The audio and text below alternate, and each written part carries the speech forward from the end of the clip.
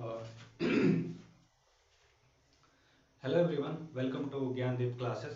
आज हम लोग द्रोना बैच में स्टार्ट करने वाले हैं केमिस्ट्री और इसका फर्स्ट चैप्टर है कार्बन एंड इट्स कंपाउंड। इससे पहले मैथ्स और बायोलॉजी चल रहा है द्रोना बैच में और ये 30 मिनट्स का एक रिवीजन सीरीज है जिसमें हम लोग 30 मिनट्स में पूरे चैप्टर को रिवाइज करते हैं। कोई बड़ा चैप्टर होता है उसको हम लोग 30 मिनट से ज़्यादा टाइम लेते हैं रिवाइज करने में, उसको एक या दो पार्ट में हम लोग बनाते हैं। ठीक है, आज हम लोग जो चैप्टर स्टार्ट करने वाले हैं केमिस्ट्री में उसका नाम है कार्बन एंड इट्स कंपाउंड। ये काफ़ी इंपॉर्टेंट चैप्टर है 11th के पॉइंट ऑफ व्यू से भी और 10th के पॉइंट ऑफ व्यू से भी वो काफ़ी इंपॉर्टेंट है क्योंकि ठीक ठाक क्वेश्चन पूछता है इससे एग्जाम में। तो हम लोग स्टार्ट करते हैं कार्बन एंड इट्स कंपाउंड को। सबसे पहले तो समझते हैं कि इसका जो प्रेजेंस है, इसका जो एबंडेंस है वो नेचर में कितना है। तो अर्थ क्रस्ट में जो कार्बन होता है वो मिलता है 0.02% मिलता है और ये जो एटमॉस्फेयर में कितना मिलता है 0.03% मिलता है। ये जो इन्वायरमेंट में मिलता है और कार्बन ही बहुत ही यूजफुल एलिमेंट आप कर सकते हो जिससे बहुत सारा चीज बनता है। जैसे कि आपको हर एक फूड कंपोनेंट में मिलेगा, ऑर्गेनिक सब्सटेंस में सब जगह आपको कार्बन मिलेगा, साथ ही साथ टेक्सटाइल में आपको मिलेगा। मतलब न्यूमरस प्रोडक्ट बनता है इससे कार्बन से। ठीक है, बहुत ही वर्सेटाइल कंपाउंड है ये, सॉरी बहुत ही वर्सेटाइल एलिमेंट है ये कार्बन। ठीक है, और आपको जैसे कि हम बता चुके अभी कि अर्थ क्रस्ट में कितना मिलता है 0.03% मिलता है और ये नेचर में कितना मिलता है 0.03, यानी कि एनवायरनमेंट में मिलता है एज अ कार्बन डाइऑक्साइड। ठीक है, हम लोग अब बॉन्डिंग इन कार्बन देखते हैं। सबसे पहले तो आपको बताते हैं कि कार्बन का जो एटॉमिक नंबर होता है वो 6 होता है और इसका जो इलेक्ट्रॉनिक कन्फिगरेशन होता है वो होता है 2 और 4। ठीक है, ये 4 होने के कारण ही इसको क्या बोलते हैं, टेट्रावैलेंट बोलते हैं, यानी कि जिसके आउटर मोस्ट में 4 इसके इलेक्ट्रॉन है। इसके आउटर मोस्ट में कितना इलेक्ट्रॉन है, 4 इलेक्ट्रॉन है और इसी 4 इलेक्ट्रॉन को क्या कर सकता है, ये शेयर कर सकता है अदर एटम से और शेयर करके ये क्या कर सकता है, बॉन्डिंग बना सकता है। अब ध्यान से समझिएगा कि ये जो कार्बन है वो स्पेशल क्यों है। स्पेशल इस मामले में है क्योंकि देखिएगा अगर कोई एलिमेंट के आउटर मोस्ट में 1, 2 या 3 रहता है तो वो क्या कर सकता है, लूज कर सकता है अपने इलेक्ट्रॉन। जैसे समझिए आप कि Na है, इसका एटॉमिक नंबर 11 है और इसका कन्फिगरेशन क्या होता है 2, 8 और 1 होता है, यानी कि इसका जो वैलेंस इलेक्ट्रॉन है वो कितना है, 1 है और एक इलेक्ट्रॉन को ये क्या कर सकता है, किसी के साथ शेयर कर सकता है। जब शेयर करेगा तो ये क्या करेगा, अपना पीछे वाला जो ऑर्बिट है वो क्या होता है, वो अपना पूरा कर लेगा। इसका मतलब क्या हुआ कि वो ऑक्टेट पूरा कर लेगा और ऑक्टेट पूरा करने का मतलब क्या है, वो पिछले जो नोबेल गैस है उसके जैसा कन्फिगरेशन बना लेगा। ठीक है, तो जो Na है वो एक इलेक्ट्रॉन लूज करके कैसा बना लेगा, नियोन बना लेगा और जो नियोन है वो क्या होता है, स्टेबल है, यानी कि जो नोबेल गैस है नेचर में वो क्या होता है, स्टेबल होता है। ठीक है, आगे हम लोग समझते हैं कि जो 2 है जैसे कि मैग्नीशियम हो गया, 3 है जैसे कि अल्युमिनियम हो गया, ये सब क्या कर सकता है कि 1, 2, 3 अपने इलेक्ट्रॉन लूज करके क्या कर सकता है, स्टेबिलिटी गेन कर सकता है। ठीक है, अब एक बात बताते हैं आपको, जैसे कि कार्बन है उसमें 2 और 4, यानी कि इसका वैलेंस इलेक्ट्रॉन कितना है, 4 है। अब देखिए दिखाते हैं आपको कि ये जो 4 है ये इलेक्ट्रॉन किसी को दे नहीं सकता है, यानी कि C+ नहीं बना सकता है, C4+ नहीं बना सकता है और या फिर C4- नहीं बना सकता है। क्योंकि अगर मान लीजिए कि अगर ये 4 इलेक्ट्रॉन लूज कर देता है और ये ड्यूटेट बनाने का कोशिश करता है, हीलियम जैसा बनाने का कोशिश करता है, तो इसका जो प्रोटॉन है वो उतना उस चीज को कंट्रोल नहीं कर सकता। मान लीजिए कि ऐसा करता है कि किसी से क्या करता है, ये 4 इलेक्ट्रॉन किसी से ले लेता है, तो अब इसका जो प्रोटॉन हो जाएगा वो कितना हो जाएगा, प्रोटॉन तो इसका रहेगा 6 ही, लेकिन इलेक्ट्रॉन इसका कितना हो जाएगा, 6 पहले से था और 4 और मिलेगा तो इसका इलेक्ट्रॉन कितना हो जाएगा, 10 हो जाएगा और 6 प्रोटॉन मिलके 10 इलेक्ट्रॉन को संभाल नहीं सकता है एटम में, इसीलिए ये पॉसिबल नहीं है। तो कार्बन है जो C4+ नहीं बना सकता और कार्बन C4- नहीं बना सकता है। ठीक है, तो कार्बन के पास एक ही ऑप्शन बचता है और ये ऑप्शन क्या है, एक सेकंड आपको बताते हैं। आई होप कि आपको समझ में आ गया होगा कि कार्बन करना क्या चाहता है। सबसे पहले एक बार फिर से आपको रिपीट करते हैं, कार्बन का जो एटॉमिक नंबर है वो 6 है और इसका कन्फिगरेशन होता है 2 और 4 होता है। ठीक है, क्या होता है, 2, 4 होता है। ना तो ये 4 इलेक्ट्रॉन क्या कर सकता है, किसी को दे सकता है और ना 4 इलेक्ट्रॉन क्या कर सकता है, किसी से ले सकता है। इतना समझ में आ गया, आगे बताते हैं आपको कि जब ये ना ले सकता है और ना दे सकता है तो ये क्या कर सकता है, किसी के साथ शेयर करता है। जैसे ऐसे समझिएगा कि मान लीजिए ये 1 है, 2 है, 3 है और ये 4 है, यानी कि इसके पास कितना है, 4 वैलेंस इलेक्ट्रॉन है। अब क्या चाहता है कि अगर इसको 4 इलेक्ट्रॉन किसी और से मिल जाए तो ये क्या कर लेगा, अपना 8 इलेक्ट्रॉन बनाएगा। क्या करेगा, 8 इलेक्ट्रॉन, और जब 8 इलेक्ट्रॉन बन जाएगा तो ये कैसा स्ट्रक्चर बनाएगा, ऐसा बनाएगा, 2 और 8 बनाएगा। और ये स्ट्रक्चर किसका है, ये जो कन्फिगरेशन है वो किसका है, नियोन का, यानी ये कैसा है, नोबेल गैस। ठीक है, अब आगे समझिएगा तो ये क्या चाहता है कि अपना जो 4 इलेक्ट्रॉन है वो किसी के साथ शेयर करे, म्यूचुअल शेयर करे, यानी 4 इलेक्ट्रॉन ये भी रखेगा बॉन्डिंग में और 4 इलेक्ट्रॉन सामने वाला भी रखेगा। तो अगर 4 इलेक्ट्रॉन रखता है तो ये कैसा हो जाएगा, 2 8 हो जाएगा, यानी कि क्या बन जाएगा, एक अपना ऑक्टेट पूरा कर लेगा। जैसे आपको दिखाते हैं कि ऐसे इसको पहले इरेज कर देते हैं, इसको इरेज कर देते हैं पहले। अब देखिए इसके पास टोटल 4 एटम है जो कि वैलेंस इलेक्ट्रॉन में, ये लास्ट वाला का हम बात कर रहे हैं। ये 2 अंदर वाला है तो ये वाला पार्टिसिपेट नहीं करेगा बॉन्डिंग में, बाहर वाला करता है, ठीक है। तो हम इसको 4 ऐसे रखे हुए हैं। तो एक अब बताते हैं कि मान लीजिए एक हाइड्रोजन लेते हैं और एक यहाँ पे भी हाइड्रोजन लेते हैं, एक हाइड्रोजन यहाँ लेते हैं और एक हाइड्रोजन यहाँ लेते हैं, ठीक है। अब आगे समझिएगा कि अगर एक एक हाइड्रोजन लेते हैं तो हाइड्रोजन के पास भी कितना इलेक्ट्रॉन है, 1 है। ये भी क्या चाहता है कि इसको 1 इलेक्ट्रॉन और मिल जाए तो ये कैसा बना ले, हीलियम जैसा बना ले, यानी ड्यूटेट पूरा कर ले, यानी इसका जो s ऑर्बिटल है वो क्या हो जाए, एटलीस्ट फुलफिल हो जाए, ठीक है। ये s और p और d ऑर्बिटल के विषय में आपको क्लास 11th में पढ़ने के लिए मिलेगा, यहाँ पे नहीं मिलेगा, ठीक है। आगे बताते हैं आपको। हाइड्रोजन भी क्या चाहता है कि इसको 1 इलेक्ट्रॉन अगर कहीं से मिल जाए तो ये भी क्या करेगा, बॉन्डिंग बनाएगा और बॉन्डिंग बना के कैसा बन जाएगा, हीलियम जैसा बन जाएगा, यानी कि अपना ड्यूटेट पूरा कर लेगा। तो ऐसा करते हैं कि इसका एक जो हाइड्रोजन है, सॉरी इसका जो 1 इलेक्ट्रॉन है वो किसके साथ शेयर करता है, कार्बन के 1 इलेक्ट्रॉन के साथ शेयर करता है। और उसी तरह से ये वाला हाइड्रोजन भी क्या करेगा, 1 इलेक्ट्रॉन शेयर करेगा और ये भी हाइड्रोजन क्या करेगा, 1 इलेक्ट्रॉन शेयर करेगा, ठीक है। और ये इलेक्ट्रॉन भी क्या करेगा, ये हाइड्रोजन भी क्या करेगा, 1 इलेक्ट्रॉन कार्बन के साथ शेयर करेगा, ठीक है। और कार्बन वाला क्या करेगा कि 1 इलेक्ट्रॉन क्या करेगा, सबके साथ शेयर करेगा। तो अब देखिएगा कि कार्बन 1 2 3 4 5 6 7 8, यानी कार्बन का क्या हो गया, ऑक्टेट पूरा हो गया, और जो हाइड्रोजन है उसका क्या हो गया, ड्यूटेट पूरा हो गया। क्या हो गया, ड्यूटेट पूरा हो गया, यानी कार्बन का भी काम हो गया और हाइड्रोजन का भी काम हो गया। इसका यह मतलब हुआ कि कार्बन क्या चाहता है कि इसका ऑक्टेट पूरा हो जाए, और ऑक्टेट पूरा होने के लिए क्या चाहता है कि किसी के साथ ये म्यूचुअल शेयरिंग कर ले इलेक्ट्रॉन का, क्योंकि ये पॉसिबल नहीं है कि ये किसी को इलेक्ट्रॉन दे पाए और किसी से इलेक्ट्रॉन ले पाए, यानी शेयरिंग नहीं, सॉरी ये ट्रांसफर नहीं कर सकता, बस क्या कर सकता है, म्यूचुअल शेयरिंग कर सकता है। आई होप कि समझ में आ गया होगा ये बॉन्डिंग इन कार्बन। आगे देखते हैं हम लोग कि जो कार्बन का फिजिकल प्रॉपर्टी कैसा होता है, एक बात समझिएगा। एक चीज और बताना आपको भूल गए कि जो एक बात बताते हैं, जो कोई इलेक्ट्रॉन मान लीजिए Na है यहाँ पे और Cl है यहाँ पे, ठीक है। तो इसका क्या हो, इसका जो एटॉमिक नंबर होता है वो कितना होता है, 11 होता है, और इसका जो इलेक्ट्रॉनिक कन्फिगरेशन होता है वो कितना होता है, 2 और 8 होता है और 1 होता है, ठीक है। और एक क्लोरीन है, इसका एटॉमिक नंबर होता है 17, और इसका जो कन्फिगरेशन होता है वो कितना होता है, 2 8 7 होता है। यानी कि क्या हो रहा है कि ये 1 इलेक्ट्रॉन गेन करके 2 8 8 बनाना चाहता है, और ये 1 इलेक्ट्रॉन रिलीज करके क्या करता है, 2 और 8 बनाना चाहता है, यानी कि ये भी नियरेस्ट नोबल गैस बनाना चाहता है और ये भी नियरेस्ट नोबल गैस बनाना चाहता है, ठीक है। तो अगर इसका 1 इलेक्ट्रॉन इसके साथ चल जाए तो ये क्या बन जाएगा, 2 और 8 बन जाएगा, और ये क्या हो जाएगा, 2 8 और ये 8 बन जाएगा। आई होप ये क्लियर है। थोड़ा सा इसको क्लीन कर देते हैं हम।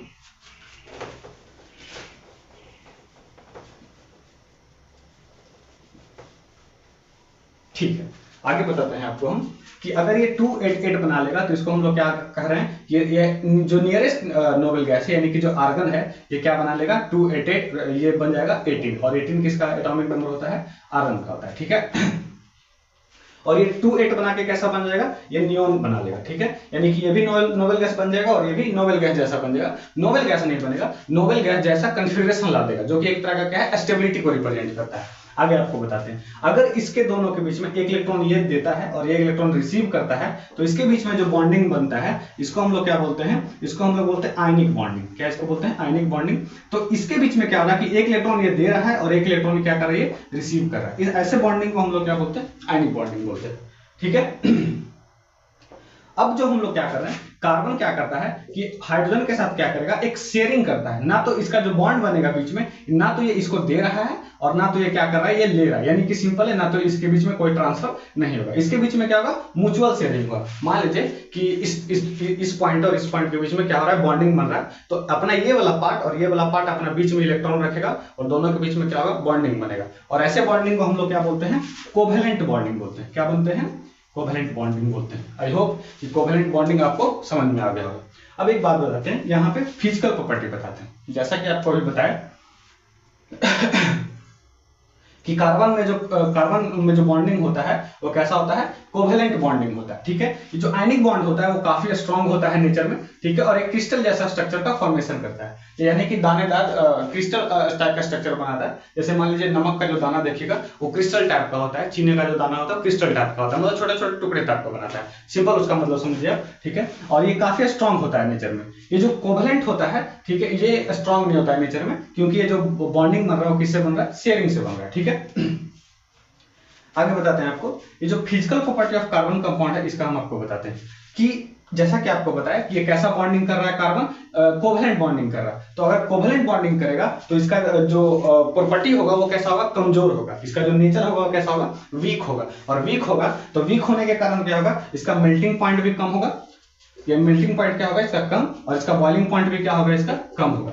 ठीक है, जैसे मान लीजिए एक कंपाउंड है CH3COO, इसको हम लोग बोलते हैं एसिटिक एसिड। इसको क्या बोलते हैं, एसिटिक बोलते हैं, एसिटिक एसिड बोलते हैं। और ये एक क्या है, कार्बन कंपाउंड है। तो इसका जो मेल्टिंग पॉइंट होगा वो क्या होगा, 298 केल्विन, जो कि बहुत कम है। और इसका जो बॉइलिंग पॉइंट है वो कितना है, 291 केल्विन, सॉरी 391 केल्विन है, जो कि बॉइलिंग पॉइंट भी इसका कम है और मेल्टिंग पॉइंट भी इसका काफी कम है। ठीक है, क्योंकि जो कार्बन कंपाउंड है इसके बीच में कैसा बॉन्डिंग होता है, कोवेलेंट बॉन्ड होता है। और कोवेलेंसी के कारण ही, सॉरी कोवेलेंट बॉन्ड होने के कारण ही क्या होता है, इसका जो नेचर होता है वो क्या होता है, वीक होता है। आई होप कि समझ में आ गया होगा। ठीक है, जस्ट अभी हम बताएं कि कोवेलेंट बॉन्ड क्या होता है, तो आई होप कि आपको समझ में आ रहा होगा कि जो म्यूचुअल शेयरिंग से जो बॉन्डिंग बनता है, जो म्यूचुअल शेयरिंग से बॉन्डिंग बनता है उसको हम लोग क्या बोलते हैं, कोवेलेंट बॉन्ड बोलते हैं। बॉन्डिंग इसको क्या बोलते हैं, कोवेलेंट बॉन्ड बोलते हैं। ठीक है, आप समझिएगा। अब ये जो कोवेलेंट बॉन्ड है वो कितने तरीके का हो सकता है, ठीक है, मतलब टाइप कितना हो सकता है, देखिए ये टाइप 3 तरीके का हो सकता है। जैसे आपको बताते हैं ये 3 तरीके का हो सकता है, यानी कि अब देखिएगा ये सिंगल बॉन्ड हो सकता है, यानी कि ये या तो सिंगल हो, या तो ये डबल हो, या तो ये ट्रिपल बॉन्ड हो। क्या, एक ट्रिपल बॉन्ड। इतना समझ में आएगा। जैसे आपको बताते हैं, मान लीजिए कि कोई ऐसा कंपाउंड है जिसके बीच में एक बॉन्ड सिर्फ बन रहा है, यानी कि 2 इलेक्ट्रॉन क्या हो रहा है, शेयर हो रहा है, यानी एक पेयर ऑफ इलेक्ट्रॉन शेयर हो रहा है। ठीक है ना, यानी कि एक पेयर मतलब 2 इलेक्ट्रॉन, एक इधर वाला रखेगा और एक इधर वाला रख के दोनों क्या करेगा, बॉन्डिंग बनाएगा। ठीक है, जैसे कि मान लीजिए F2 है, क्या है, F2 है।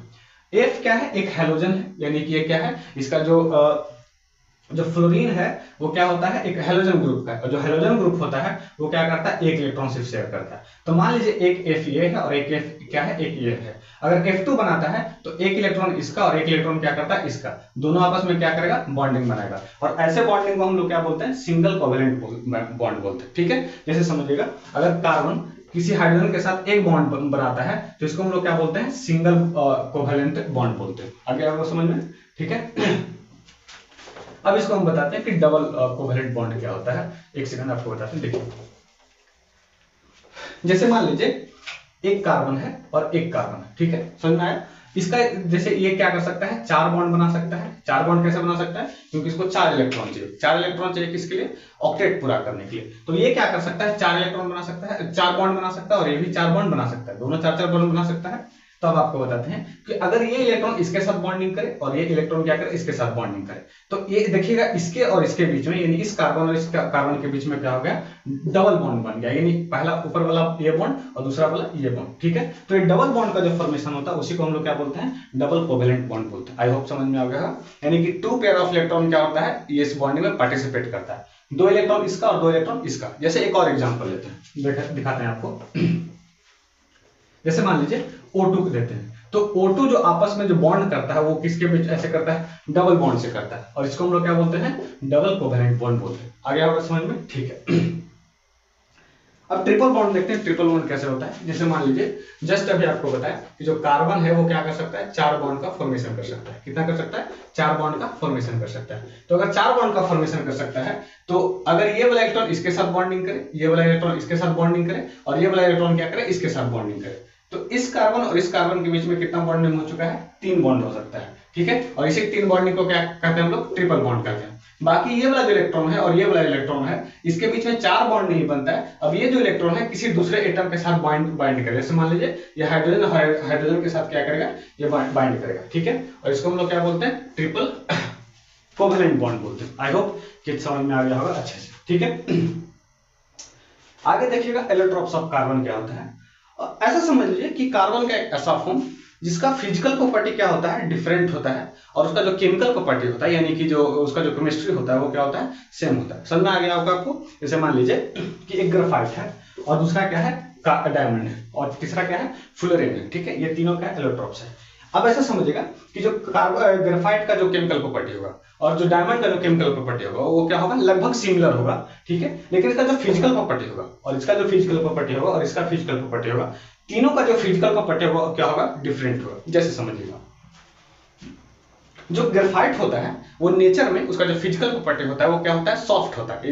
यानी समझ लीजिए कि अगर हम चाहें तो किसी कार्बन को हम आसानी से तोड़ सकते, सॉरी ग्रेफाइट को आसानी से तोड़ सकते हैं, पर डायमंड को हम लोग कुछ नहीं कर सकते, ठीक है ना। आप हथौड़ी से भी मारोगे तो भी वो कुछ नहीं होने वाला है, क्योंकि हार्डेस्ट सब्सटेंस इन नेचर है, ठीक है। नेचर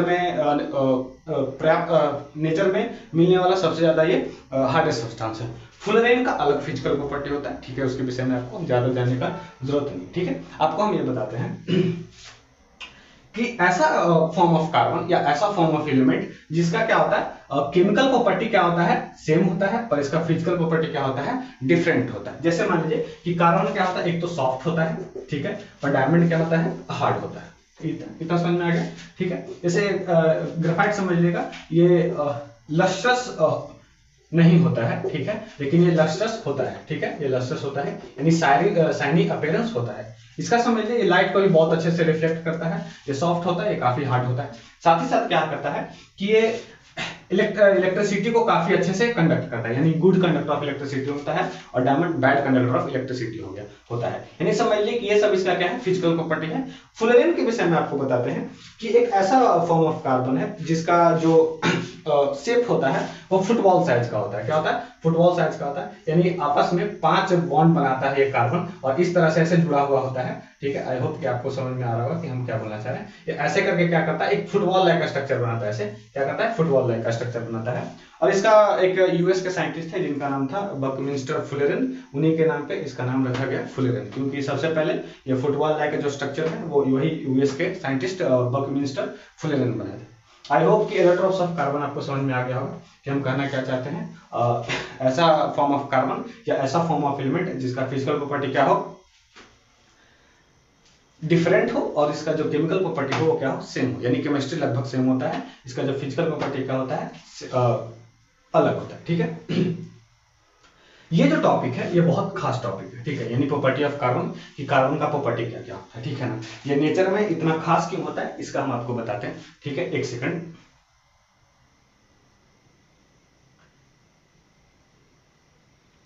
जैसे समझिएगा कि पहला है कैटेनेशन प्रॉपर्टी, दूसरा है टेट्रावैलेंसी, और तीसरा है मल्टीपल बॉन्ड फॉर्मेशन। जैसे आपको समझिएगा कि कैटेनेशन प्रॉपर्टी क्या है, ठीक है। एक चीज बताते हैं आपको, जैसे क्या होता है कि मान लीजिए कि कोई एलिमेंट है, एक्स है, कोई मान लीजिए, यहाँ पे इसको हम थोड़ा सा क्लियर कर देते हैं ताकि आपको हम बता सकें।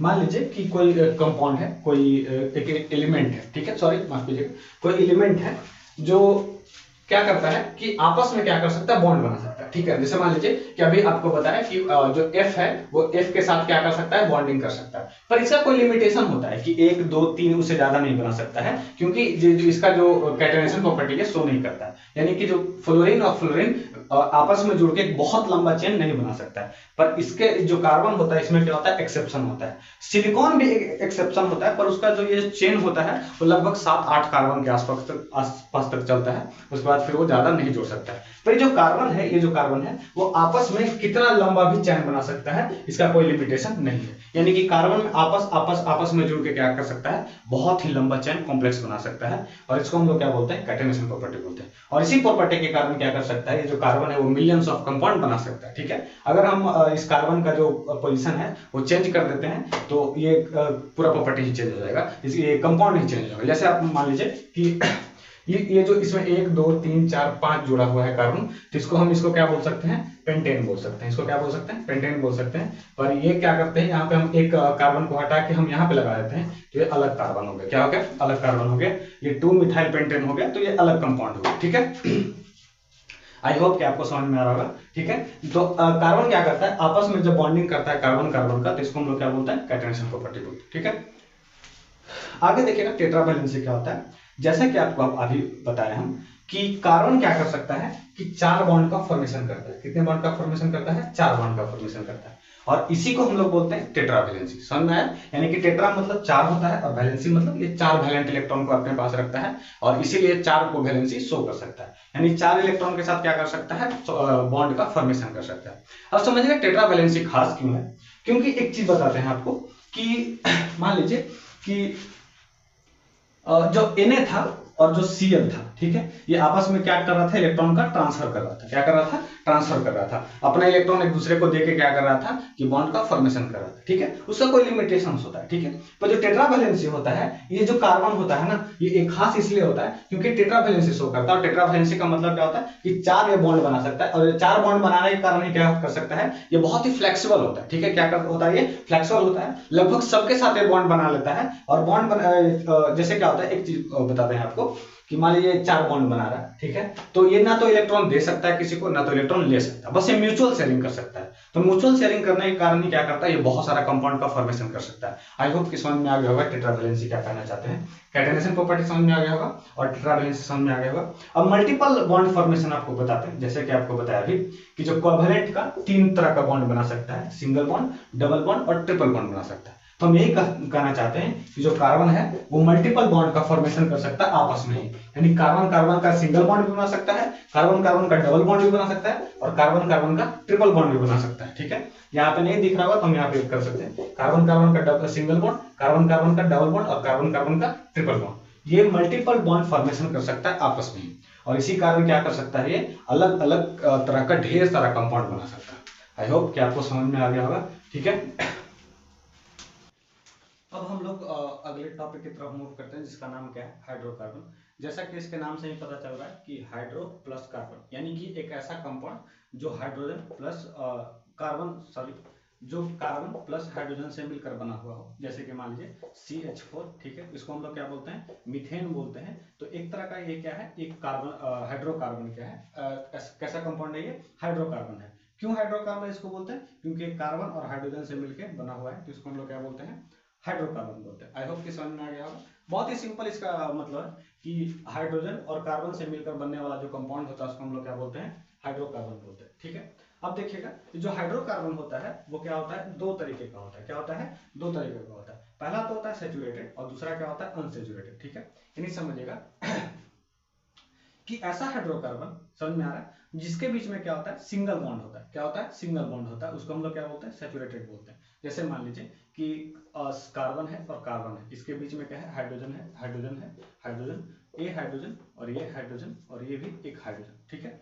यानी कि इसके बीच में 6 हाइड्रोजन है, ठीक है, और कार्बन और कार्बन के बीच में क्या है? सिंगल बॉन्ड है। तो ऐसे कंपाउंड को हम लोग क्या बोलते हैं? सैचुरेटेड कंपाउंड बोलते हैं, और इसका नाम क्या है? अल्केन बोलते हैं, ठीक है। यानी एक ऐसा हाइड्रोकार्बन है, सैचुरेटेड हाइड्रोकार्बन है, और सैचुरेटेड हाइड्रोकार्बन को हम लोग क्या बोलते हैं? अल्केन बोलते हैं। और इसके बीच में बॉन्ड कैसा होता है? सिंगल बॉन्ड होता है। आई होप कि समझ में आ गया हो, ठीक। अब ये जो अनसेचुरेटेड हाइड्रोकार्बन है, ठीक है, ये 2 तरीके का अनसेचुरेटेड होता है। एक होता है अल्कीन और एक होता है अल्काइन। समझिएगा ध्यान से। मान लीजिए कि एक कार्बन है और एक कार्बन है, जिसके बीच में क्या बनाता है? डबल बॉन्ड बनाता है। जैसा कि आपको पता है कि एक कार्बन 2 बॉन्ड बना सकता है, तो एक हाइड्रोजन यहाँ और एक हाइड्रोजन यहाँ। अब देखिएगा कि इस कार्बन का 4 पूरा हो चुका है, 1 2 3 4, यानी कि 1 2 3 4 ये बॉन्ड अपना पूरा कर चुका है। अब ये आगे बॉन्ड नहीं बना सकता, यानी कि कार्बन 5 बॉन्ड नहीं बना सकता है, और 4 बॉन्ड जो बना सकता था वो क्या किया है? बना चुका है, ठीक है। ये कार्बन भी 2 हाइड्रोजन जोड़ेगा, क्योंकि इसको भी 4 बॉन्ड अपना पूरा करना, ठीक है। इधर आपको हम अल्काइन बना के बताते हैं कि देखिएगा, अगर कोई कार्बन यानी कि आपस में क्या करता है? ट्रिपल बॉन्ड बनाता है, और इसके साथ क्या होता है? हाइड्रोजन जुड़ा होता है। आप देखिएगा कि इस कार्बन अपना 4 बॉन्ड पूरा कर चुका है, 1 2 3 और ये 4, ठीक है। उसी तरह से 1 2 3 और ये 4, यानी अपना ये 4 बॉन्ड पूरा कर चुका है, और ये भी अपना 4 बॉन्ड पूरा कर चुका है, ठीक है। ये अब समझिएगा कि कोई कार्बन के बीच में अगर डबल बॉन्ड रहे, ठीक है, तो इसको हम लोग क्या बोलते हैं? अल्कीन बोलते हैं। और कोई कार्बन कंपाउंड के बीच में अगर ट्रिपल बॉन्ड रहे तो इसको हम लोग क्या बोलते हैं? अल्काइन बोलते हैं, ठीक है। और ये दोनों किस में आता है? अनसैचुरेटेड हाइड्रोकार्बन में आता है। आई होप कि आपको समझ में आ गया होगा। अब आपको एक बात बताते हैं कि इसका एक जनरल फार्मूला होता है, ठीक है। ये तीनों का हम आपको जनरल फार्मूला बताते हैं। एक सेकंड रुकिए।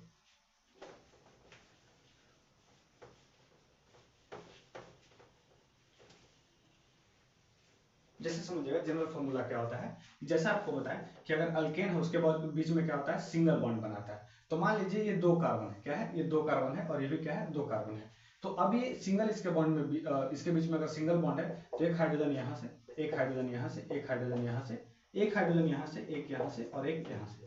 अब ये जो कार्बन है वो अपना 4 बॉन्ड पूरा कर चुका है और ये कार्बन भी अपना 4 बॉन्ड पूरा कर चुका है। ठीक है, ये अपना दोनों क्या हो चुका है, स्टेबल हो चुका है, 4 बॉन्ड पूरा कर चुका है। ये आपका कंपाउंड बना है। तो अल्केन का जो जनरल फॉर्मूला होता है, जो जनरल फॉर्मूला इसका होता है वो क्या होता है कि कार्बन देखिए कितना नंबर ऑफ कार्बन है, कार्बन लिखिए। ठीक है, अब इसको क्या लिखते हैं, कार्बन को हम n मान लेते हैं। ठीक है, प्लस देखिएगा, सॉरी प्लस नहीं करते हैं, हाइड्रोजन लिखते हैं। ठीक है, अब हाइड्रोजन कितना है, इसको क्या करते हैं 2n, जितना n रहेगा उसका 2n और प्लस क्या करना है 2 करना है। ठीक है, इसमें सॉरी और प्लस 2 करना है। यानी कि अगर अल्केन का हमको जनरल फॉर्मूला लिखना है तो आपको नंबर ऑफ कार्बन देखना है, फिर हाइड्रोजन को उसको मल्टीप्लाई करना 2 गुना और प्लस उसमें 2 जोड़ देना है। ठीक है, यानी कि क्या हो जाएगा CnH2n + 2 और ये किसका जनरल फॉर्मूला है, अल्केन का जनरल फॉर्मूला है। ठीक है, अब ऐसे समझिएगा, इसको समझाते हैं सिंप्लीफाई कर।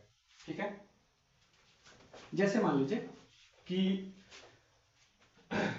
इसमें हम देखते हैं कि कितना कार्बन है, 2 कार्बन है। कार्बन कितना है, 2 है और हाइड्रोजन हमको इसको क्या करना है कि हाइड्रोजन से 2 से मल्टीप्लाई करना है और प्लस 2 जोड़ देना है। ठीक है, तो क्या हो जाएगा, 2 कार्बन है तो ये C2 और H2 + 2 कितना हो गया C6, ये क्या हो जाएगा H6 हो जाएगा। ठीक है, तो ये जो कंपाउंड है इसको हम लोग क्या बोल रहे हैं, अगर ये अल्केन है तो ये 2 है तो इसको हम लोग क्या बोलते हैं, इथ बोलते हैं। और ये सिंगल बॉन्ड इसमें है तो इसको क्या बोलते हैं, इथेन बोलते हैं। आपको नोमेनक्लेचर पढ़ाया जाएगा। ठीक है, और निश्चिंत रहिए इस चीज के लिए। आई होप कि समझ में आ गया होगा जनरल फॉर्मूला।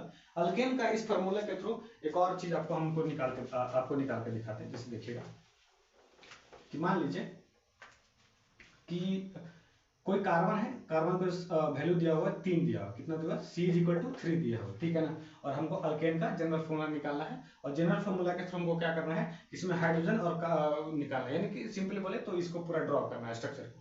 तो देखिएगा C अगर 3 है तो हाइड्रोजन कितना हो जाएगा, 2 × 3 हो जाएगा, प्लस क्या हो जाएगा 2 हो जाएगा, यानी कि कितना हो जाएगा, ये हो जाएगा जाकर के 3 × 2 = 6 + 2 यानी 8 हो जाएगा। यानी क्या हो जाएगा C3H8 हो जाएगा। इसको अगर हम ड्रॉ करते हैं तो कार्बन कार्बन कार्बन, यहाँ पे देखिएगा 3 हाइड्रोजन यहाँ पर आएगा क्योंकि अपना ये वैलेंसी पूरा करना चाहता है। ये इसका 4 वैलेंसी पूरा हो गया, 1 2 3 और ये 4। ठीक है, अब ये भी पूरा करना चाहता है तो एक आगे लगा हुआ है, एक इसके पीछे लगा हुआ है। ठीक है, तो ये क्या हो गया, ये 1 और ये 2। ठीक है, इसका पूरा हो गया। अब इसको देखिएगा, इसको भी 1 2 और ये 3 हो गया। जिसको देखिएगा कि 3 हाइड्रोजन और ये 2 हाइड्रोजन, 5 हाइड्रोजन और ये 3 हाइड्रोजन, 8 हाइड्रोजन। यहाँ पे हम क्या निकाले हैं कि अगर कार्बन 3 रहता है तो उसके बीच में हाइड्रोजन कितना रहता है, 8 रहता है। ठीक है, तो ये अल्केन का आपको जनरल फॉर्मूला समझ में आ गया होगा। ठीक है, आगे देखिएगा अल्कीन का जनरल फॉर्मूला। जो अल्कीन का जो जनरल फॉर्मूला होता है वो क्या होता है, सबसे पहले तो आपको बता चुके हैं कि जो कार्बन के बीच में क्या होता है, डबल बॉन्ड होता है। तो डबल बॉन्ड होता है तो इसका एक हाइड्रोजन चाहिए इसको और एक और हाइड्रोजन चाहिए। ठीक है, और इसको एक हाइड्रोजन चाहिए और एक और हाइड्रोजन चाहिए। ठीक है, इसका जो जनरल फॉर्मूला होता है क्या होता है, CnH2n सिर्फ होता है। ठीक है, इसमें आपको +2 नहीं करना है और ना -2 करना है। ठीक है, ये हो गया आपका अल्कीन का जनरल फॉर्मूला। ये क्या हो गया, जनरल फॉर्मूला। अब अल्काइन का जनरल फॉर्मूला क्या होता है, जैसे कि अल्केन में क्या कर रहे थे कि +2 कर रहे थे, H2n +2 कर रहे थे, इसमें क्या करना है आपको -2 करना है। जैसे मान लीजिए इसका जनरल फॉर्मूला हो जाएगा CnH2n -2 हो जाएगा। ठीक है, ये आपका जनरल फॉर्मूला हो गया। इसके बीच में कैसा होता है, ट्रिपल बॉन्ड होता है, तो एक हाइड्रोजन और ये एक हाइड्रोजन, इसका क्या होगा। अब इसकी इस फॉर्मूला के थ्रू आप निकाल सकते हैं। जैसे देखिएगा इसमें कार्बन कितना है, 2 है, तो ये कार्बन C2 हो गया। अब कितना है, हाइड्रोजन कितना करना है, इसको मल्टीप्लाई करना है, तो H2 × 2 -2 हो गया। ठीक है, अब ये C2H2 हो जाएगा। इससे देखिएगा 2 कार्बन और 2 हाइड्रोजन, ये क्या हो गया, अल्काइन हो गया। आई होप कि समझ में आ गया होगा आपको। ठीक है, अब हम लोग होमोलॉगस सीरीज को देखेंगे। होमोलॉगस सीरीज क्या होता है आपको बताते हैं। कोई कार्बन का ऐसा कंपाउंड जो अपने पिछले वाले कंपाउंड से, ठीक है, वो CH2 ज्यादा होता है। क्या होता है, CH2 ज्यादा होता है। आपको बताते हैं तब समझ में आएगा। जैसे मान लीजिए कि अल्केन का बात करते हैं, क्या कहते हैं, अल्केन का बात करते हैं। आई होप कि अल्केन को पहचानने में आपको अब दिक्कत नहीं होता होगा, क्योंकि कार्बन और कार्बन के बीच में अगर सिंगल बॉन्ड रहता है तो उसको हम लोग क्या बोलते हैं, अल्केन बोलते हैं। ठीक है, अब जैसे मान लीजिए कि अल्केन का बात करें तो होमोलॉगस सीरीज क्या होता है। जैसे मान लीजिए CH4 है, ये क्या है, मीथेन इसको बोलते हैं। क्या बोलते हैं इसको, मीथेन बोलते हैं। अब ये जो मीथेन है इसका जो अगला ग्रुप होगा यानी कि जो होमोलॉगस सीरीज होगा वो क्या होगा, उस CH2 ज्यादा होगा। क्या होगा, CH2 ज्यादा होगा। जैसे आप देखिएगा कि अगर CH2 इसमें जोड़ते हैं तो क्या बनेगा, C2H6 बनेगा। क्या बनेगा, C2H6 बनेगा। जैसे मान लीजिए एक कार्बन है और इसके बीच में कार्बन है, अब ये कितना हाइड्रोजन जुड़ेगा, 3 इधर जुड़ेगा और ये 3 हाइड्रोजन इधर जुड़ेगा। अब ये बन गया C2H6 बन गया, और इसी को हम लोग क्या बोलते हैं, होमोलॉगस सीरीज बोलते हैं। जैसे एक और देख लीजिएगा, अल्कीन का दिखाते हैं आपको, ठीक है। ये तो अल्केन का था, अल्कीन आपको बताते हैं। जैसे मान लीजिए ऐसे समझ लीजिए कि आपको अभी जस्ट जनरल फॉर्मूला आपको अल्कीन का क्या बताए थे, CnH2n बताए थे, ठीक है। तो अगर कार्बन का मान लीजिए कि C2 है, कार्बन के बीच में है एक हाइड्रोजन यहाँ, एक हाइड्रोजन यहाँ, एक हाइड्रोजन यहाँ और एक हाइड्रोजन यहाँ। अब बताते हैं इसका जो होमोलॉगस सीरीज होगा वो क्या होगा, उसमें CH2 ऐड होगा। अब जो CH2 ऐड होगा उससे क्या हो जाएगा, ये एक कार्बन, दो कार्बन या तीन कार्बन यानी C3 हो जाएगा, और हाइड्रोजन कितना हो जाएगा, 2 2 4 और ये 2 6 हो जाएगा, यानी क्या होगा, C3H6 हो जाएगा। क्या हो जाएगा, C3H6 हो जाएगा। आई होप कि आपको समझ में आ गया होगा, ठीक है। ये होमोलॉगस सीरीज है। अब आपको बताते हैं इसका कैरेक्टरिस्टिक क्या होता है होमोलॉगस सीरीज का। तो सबसे पहले तो आपको समझिएगा इसका जो केमिकल प्रॉपर्टी होता है वो क्या होता है, सेम होता है। इसका जो फिजिकल प्रॉपर्टी होता है वो क्या होता है, डिफरेंट होता है। क्या होता है, डिफरेंट होता है, ठीक है। और ये जो सीरीज होता है वो CH2 ग्रुप से या और मान लो कि ये 14 मास यूनिट से क्या होता है, ज्यादा होता है। क्या होता है, ये ज्यादा होता है। जैसे कि आपको पता है कि जो पिछला वाला ग्रुप होगा वो CH2 से ज्यादा होगा, ठीक है ना। मतलब कि CH यहाँ पे मान लीजिए कि C2H6 का बात करते हैं तो ये मीथेन से कितना ज्यादा है, CH2 ज्यादा है, ठीक है। इसी को हम लोग क्या बोलते हैं, होमोलॉगस सीरीज बोलते हैं। आई होप कि समझ में आ गया होगा, ठीक है। अब फंक्शनल ग्रुप क्या होता है आपको बताते हैं कि ऐसा ग्रुप, कोई भी एक ऐसा ग्रुप मान लीजिए जो कि अगर किसी के साथ जुड़ जाए, अगर कोई कार्बन कंपाउंड के साथ जुड़ जाए तो वो क्या करता है, वो अपना पूरा कैरेक्टरिस्टिक ले आता है। यानी समझ लीजिए कि उसी से पहचाना जाता है। जैसे मान लीजिए कि कोई है, जैसे समझ लीजिए C2, ये हो जाएगा जाकर के कार्बन के बीच में क्या है, सिंगल बॉन्ड है, यहाँ पे हाइड्रोजन है, यहाँ पे हाइड्रोजन है, हाइड्रोजन हाइड्रोजन हाइड्रोजन और ये हाइड्रोजन। मान लीजिए कि ऐसा है कि ये C2H6 ये ग्रुप है जिसमें अगर हम क्या करते हैं कि एक हाइड्रोजन हटाते हैं और यहाँ पे क्या करते हैं OH जोड़ देते हैं, जिसको हम लोग क्या बोलते हैं, अल्कोहल ग्रुप बोलते हैं। क्या इसको बोलते हैं, अल्कोहल ग्रुप बोलते हैं। तो अब ये जो पूरा ग्रुप है वो पहले क्या था, इथेन था, अब ये क्या हो गया, इथेनॉल हो गया। क्या हो गया है, इथेनॉल हो गया। फंक्शनल ग्रुप के बारे में आपको विशेष अगले टॉपिक में पढ़ाया जाएगा, जब नोमेनक्लेचर पढ़ाया जाएगा तो आपको इस फंक्शनल ग्रुप के विषय में पढ़ाया जाएगा, ठीक है। तो ऐसा समझ लीजिए कि ऐसा कोई भी ग्रुप जो अगर किसी कंपाउंड के साथ जाके जुड़ता है तो पूरा का पूरा अपना कैरेक्टरिस्टिक क्या करता है, उसमें ला देता है। जैसे समझिएगा ये पहले क्या था, इथेन था, अब अगर OH जुड़ता है तो ये क्या हो जाता है, इथेनॉल हो जाता है। क्या होता है, ये इथेनॉल होता है। यानी कि जो ये इथेनॉल वाला जो प्रॉपर्टी है, जो अल्कोहल वाला प्रॉपर्टी आया है वो किसके कारण आया है, OH से आया है। और OH यहाँ पे क्या है OH यहाँ पे फंक्शनल ग्रुप। जैसे और मान लीजिए जैसे COOH है, ये क्या है, कार्बोक्सिलिक एसिड है, ठीक है। तो जो कार्बोक्सिलिक एसिड है अगर यहाँ पे ऐड होता है तो क्या हो जाएगा, इथेनोइक एसिड हो जाएगा, अलग तरह का ये कंपाउंड बन जाएगा। और ये जो इथेनोइक एसिड बन रहा है वो किसके कारण बन रहा है, इस ग्रुप के कारण बन रहा है। और इस ग्रुप को हम लोग क्या बोलते हैं, फंक्शनल ग्रुप बोलते हैं। जब आपको नोमेनक्लेचर इसका पढ़ाया जाएगा तो इस विषय में डिटेल चीज बताया जाएगा आपको, ठीक है। आई होप कि समझ में आ गया होगा। आज के लेक्चर को यही खत्म करते हैं। इसका जो सेकंड पार्ट होगा यानी कि कार्बन एंड कंपाउंड का जो सेकंड पार्ट होगा उसमें हम लोग इसके बाकी जो प्रॉपर्टीज बचे हुए हैं, इसका बाकी जो चैप्टर बचा हुआ उसको डिस्कस करेंगे। यानी कि आपको मेनली नोमेनक्लेचर अच्छे से बताया जाएगा अगले पार्ट में, ठीक है। आई होप कि आपको समझ में आ गया आज का क्लास। चलिए, थैंक यू।